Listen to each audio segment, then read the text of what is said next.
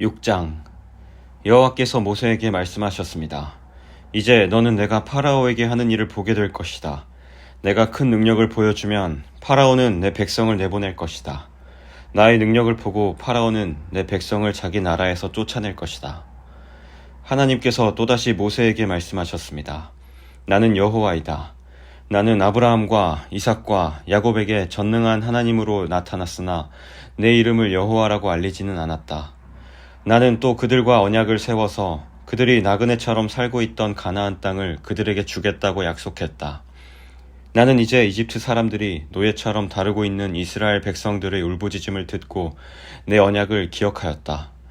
그러니 이스라엘 백성에게 내가 하는 말을 전하여라. 나는 여호와이다.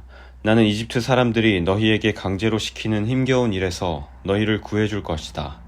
큰 능력으로 너희를 이집트 사람들의 노예 생활에서 풀어주어 자유로운 몸이 되게 할 것이다.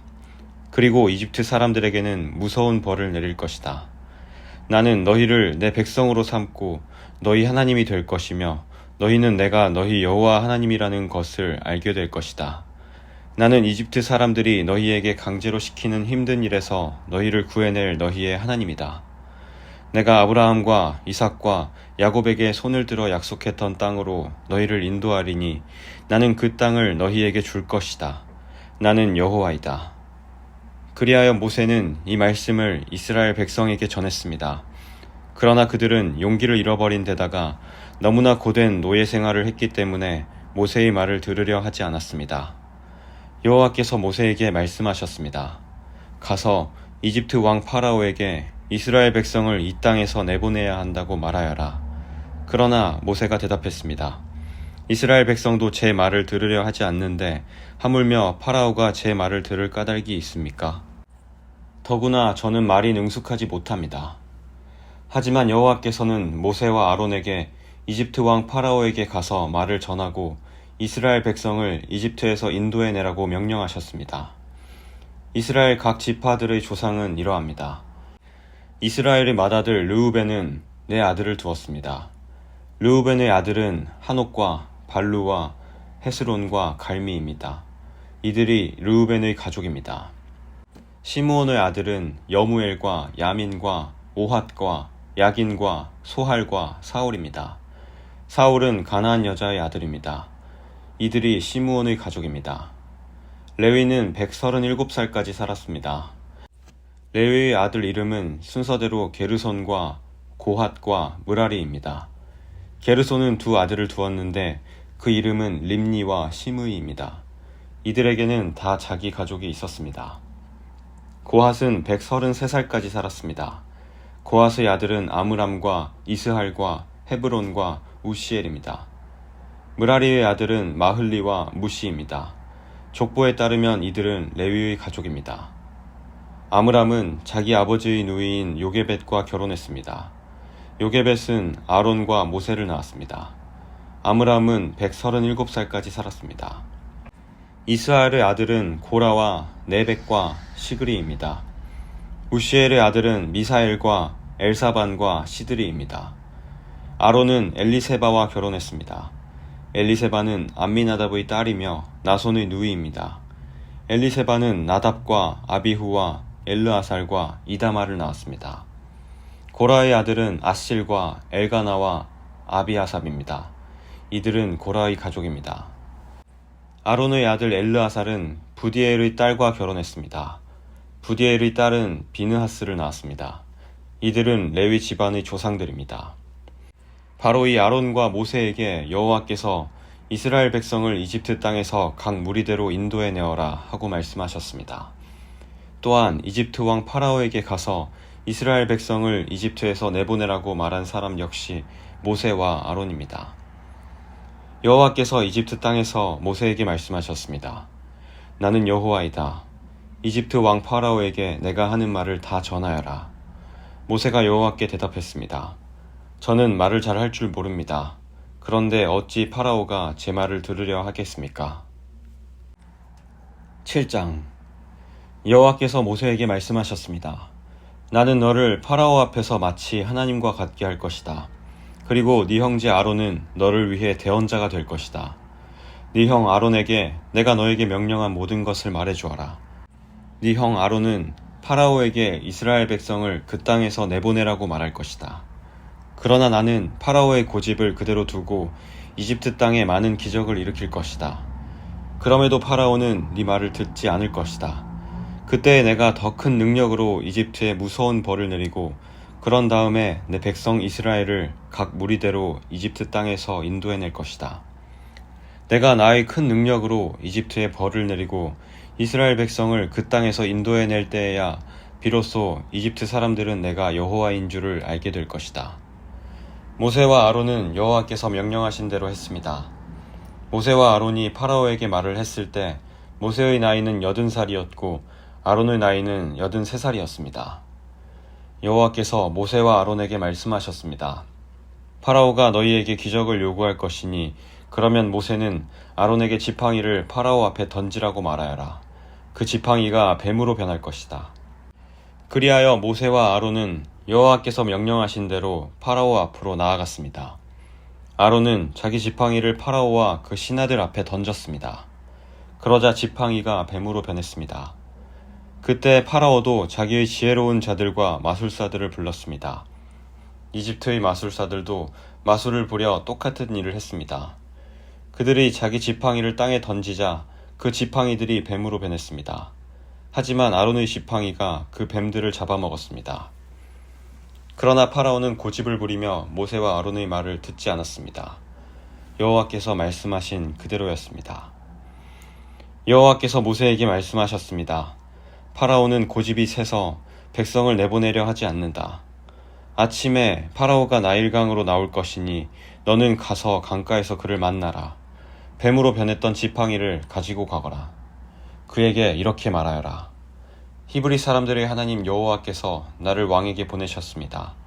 주님께서 내 백성을 광야로 보내서 나를 예배할 수 있게 하라고 말씀하셨지만 지금까지 왕은 이 말씀을 듣지 않았습니다.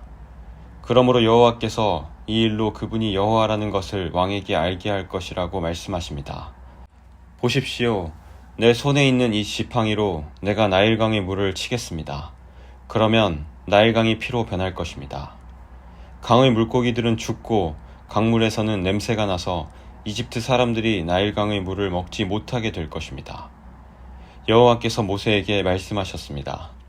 아론에게 지팡이를 들어 이집트의 모든 강과 운하와 연못과 늪을 향해 손을 뻗으라고 하여라. 이집트 모든 땅의 물이 변하여 피가 될 것이다. 나무 그릇이나 돌 항아리에 있는 물까지도 피로 변할 것이다.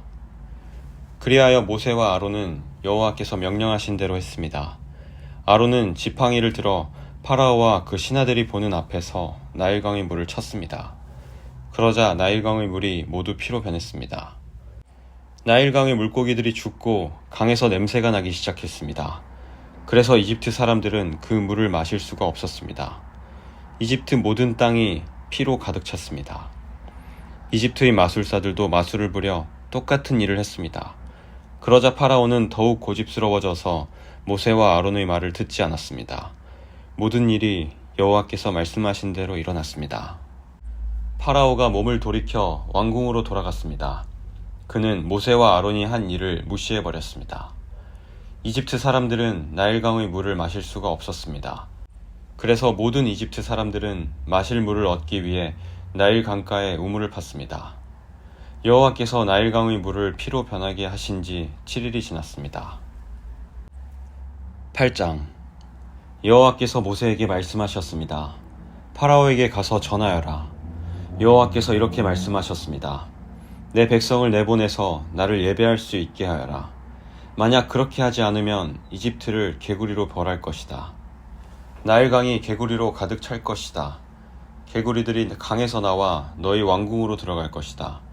개구리들이 네 침대와 침실에 들어갈 것이며 네 신하들과 백성들의 집에도 들어갈 것이다. 개구리들이 화덕과 반죽 그릇에도 들어갈 것이며 너와 네 백성과 네 신하들의 몸속으로도 기어 들어갈 것이다. 여호와께서 모세에게 말씀하셨습니다. 아론에게 명하여 강과 운하와 늪을 향해 지팡이를 든 손을 뻗게 하여라. 그리하여 개구리들이 이집트 땅으로 올라오게 하여라. 아론은 이집트의 물 위로 손을 뻗었습니다. 그러자 개구리들이 물에서 나와서 이집트 땅을 덮었습니다. 마술사들도 마술을 부려 똑같은 일을 했습니다. 그들도 이집트 땅에 개구리들이 생겨나게 했습니다. 파라오가 모세와 아론을 불러서 말했습니다. 여호와께 기도하여 나와 내 백성이 있는 곳에서 개구리들을 몰아내어라. 그러면 너희 백성을 보내어 여호와께 제물을 바칠 수 있게 하겠다. 모세가 파라오에게 말했습니다. 제가 언제쯤 기도하여 개구리들이 왕과 왕궁에서 떠나 오직 나일강에만 있게 할까요? 왕과 왕의 신하와 왕의 백성을 위해 기도할 때를 제게 말씀해 주십시오. 파라오가 대답했습니다. 내일이다. 모세가 말했습니다. 왕이 원하시는 대로 이루어질 것입니다. 이 일을 통해 왕은 우리 여호와 하나님과 같으신 분이 없다는 것을 알게 될 것입니다. 개구리들은 왕과 왕궁과 왕의 신하들과 왕의 백성들에게서 떠나 나일강에만 있을 것입니다. 모세와 아론은 파라오로부터 물러났습니다. 모세는 파라오에게 보낸 개구리들에 대해 여호와께 기도드렸습니다. 그러자 여호와께서는 모세의 기도를 들어주셨습니다. 집과 뜰과 마당에 있던 개구리들이 다 죽었습니다. 이집트 사람들은 개구리들을 무더기로 쌓았습니다. 모든 땅에 개구리 냄새가 가득했습니다. 파라오는 일단 숨을 돌리게 된 것을 알자 또다시 고집스러워졌습니다. 그는 여호와께서 말씀하신 대로 모세와 아론의 말을 듣지 않았습니다. 여호와께서 모세에게 말씀하셨습니다. 아론에게 지팡이로 땅 위의 먼지를 치라고 말하여라. 그러면 온 이집트의 먼지가 이로 변할 것이다. 모세와 아론은 그대로 했습니다. 아론은 손에 들고 있던 지팡이로 땅 위의 먼지를 쳤습니다. 그러자 이가 사람과 짐승의 몸속에 생겨났습니다. 마술사들도 마술로 이가 생기게 하려고 했습니다. 그러나 그들은 그렇게 하지 못하였고 사람과 짐승의 몸에 이가 그대로 있게 되었습니다. 마술사들이 파라오에게 말했습니다. 이 일은 하나님의 능력으로 된 일입니다. 하지만 파라오는 고집을 부리며 그들의 말을 들으려 하지 않았습니다. 여호와께서 말씀하신 대로 되었습니다. 여호와께서 모세에게 말씀하셨습니다. 아침에 일찍 일어나서 파라오를 만나라. 그가 강으로 나올 것이니 그에게 이렇게 전하여라. 여호와께서 이렇게 말씀하셨습니다. 내 백성을 내보내어 나를 예배할 수 있게 하여라. 만약 내 백성을 내보내지 않으면 내가 파리떼를 너와 네 신하들과 네 백성들과 내 집에 보낼 것이다. 이집트 사람들의 집은 파리들로 뒤덮이겠고 모든 땅에도 파리가 들끓게 될 것이다. 하지만 그날에 나는 내 백성이 살고 있는 고센 땅은 따로 구별하여 그곳에는 파리가 없게 할 것이다. 이 일을 통해 너는 나 여호와가 이 땅에 있다는 것을 알게 될 것이다. 나는 내 백성과 네 백성을 구별할 것이며 이 기적은 내일 나타날 것이다. 여호와께서 말씀하신 대로 그렇게 하셨습니다.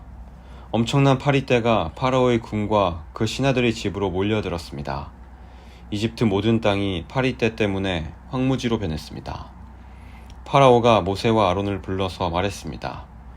너희 하나님께 이 땅에서 제물을 바쳐라. 모세가 말했습니다. 그렇게는 할 수 없습니다. 이집트 사람들은 우리가 여호와 하나님께 제물을 바치는 것을 싫어합니다. 그 사람들이 보는 앞에서 우리가 제물을 바치면 그 사람들이 돌을 들어 우리를 쳐 죽일 것입니다. 광야로 3일 정도 길을 가게 해주십시오. 우리는 그곳에서 우리의 하나님 여호와께 제물을 바쳐야 합니다. 그것이 주님의 명령입니다. 파라오가 말했습니다. 광야에서 너희의 하나님인 여호와께 제물을 바치는 것을 허락하겠다. 하지만 너무 멀리 가지는 마라. 이제는 가서 나를 위해 기도해다오. 모세가 말했습니다. 여기에서 나가는 대로 여호와께 기도드리겠습니다. 그러면 주님께서는 파라오와 파라오의 신하들과 파라오의 백성들 중에 있는 파리떼를 내일 없애주실 것입니다. 다만 우리를 또다시 속일 생각은 하지 마십시오. 백성들이 여호와께 제물 바치는 일을 막지 마십시오. 모세는 파라오로부터 물러나와 여호와께 기도드렸습니다. 여호와께서 모세의 기도를 들으시고 파라오와 그의 신하들과 백성들 사이에서 파리떼를 없애주셨습니다. 파리가 한 마리도 남지 않았습니다. 하지만 파라오는 또다시 고집스러워져서 백성을 보내려 하지 않았습니다.